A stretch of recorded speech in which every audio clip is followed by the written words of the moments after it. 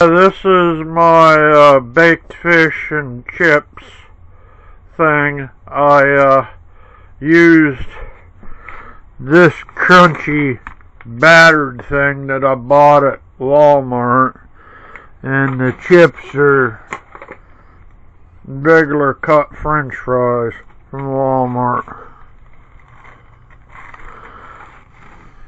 I'm sorry, it's just the guy wanted me to make a cooking video, so I figured this is what I have to eat for supper. I figured I'd show you. I cook it 20 minutes on one side and then flip it over, then cook it another 20 minutes, and then I stick it on a plate and eat it. There's 3 things of fish and what was left of the French fries. It's a healthy meal, they say. This is a thing I use. I set it to 20 minutes, and then when it dings, I go pull the thing out and flip it over, and then put it back in for 20 more minutes.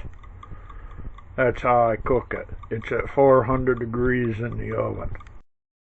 Yeah, that's what it looks like after it's been flipped a couple of times. I flipped it once. I'm sorry I didn't take a picture of it.